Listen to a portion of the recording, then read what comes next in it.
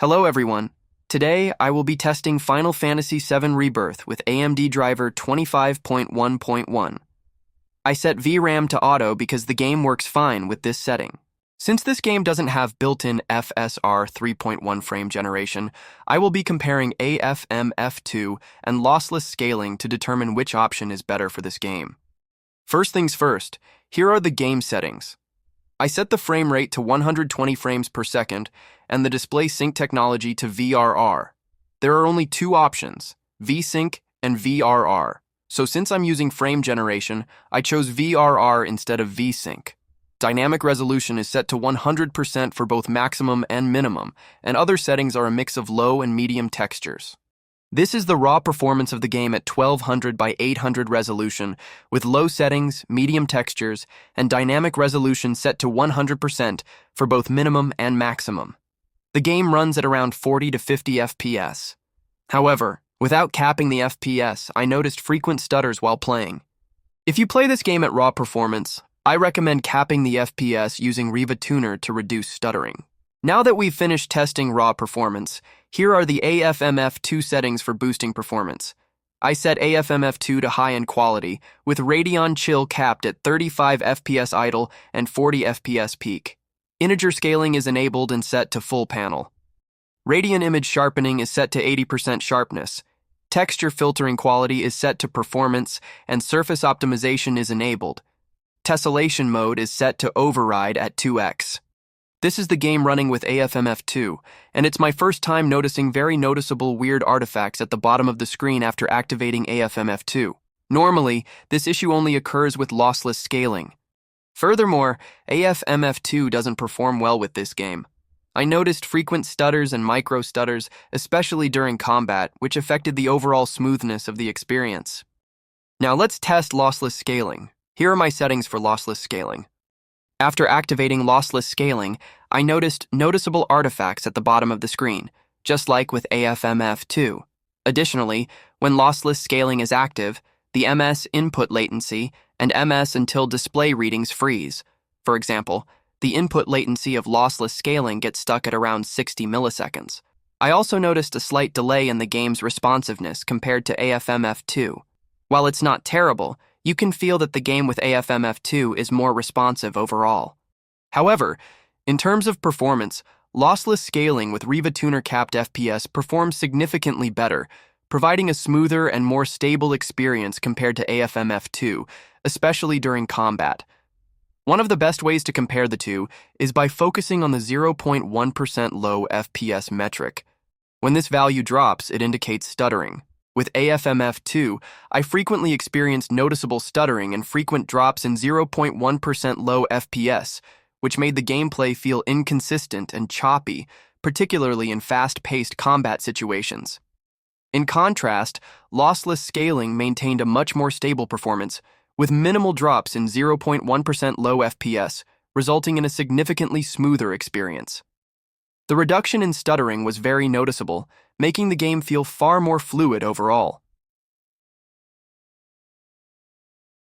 In conclusion, after testing both AFMF2 and lossless scaling, it's clear that each method has its strengths and weaknesses, but lossless scaling with Riva Tuner FPS cap provides a better overall experience for Final Fantasy VII Rebirth. With AFMF2, you may frequently experience stuttering and micro-stuttering, especially during combat.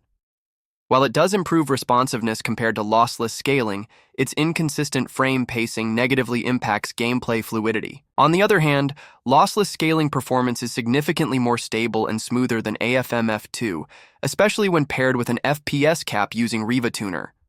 Although lossless scaling introduces a slight delay in input responsiveness, it's not overly disruptive, and the game remains playable.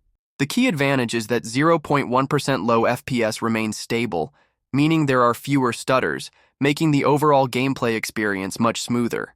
If you prioritize responsiveness, AFMF2 might seem like the better choice, but its frequent stuttering makes it difficult to recommend. However, if you value smoother, more consistent performance with reduced stuttering, lossless scaling with an FPS cap is the superior option for this game. This is an extended gameplay test using Lossless Scaling X2 with Riva Tuner's FPS cap.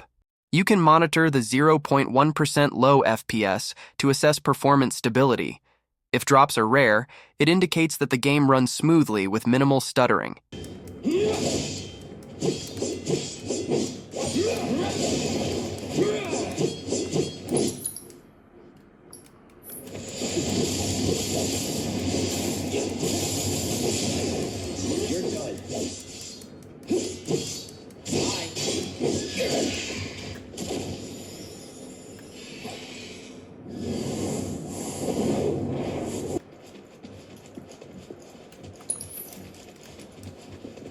Now we're talking.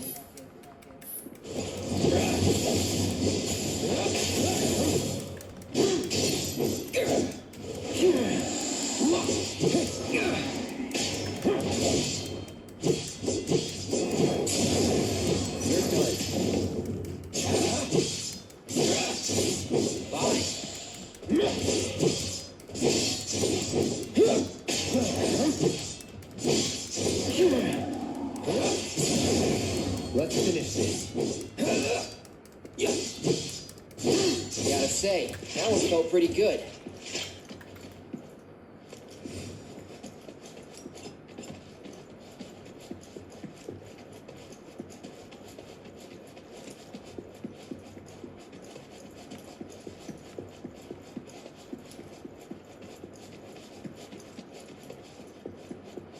Hey! Not that way!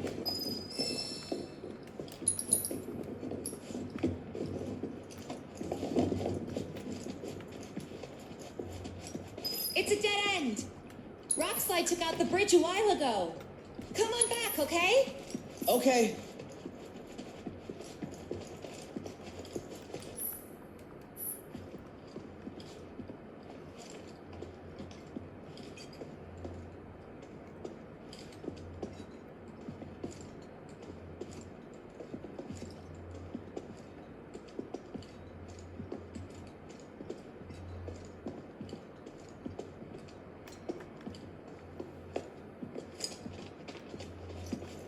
This way. Gotta make a detour through a Shinra facility. To think I almost made you our guide. Good thing I reconsidered. Otherwise, you'd have led us straight off a cliff. Lead on.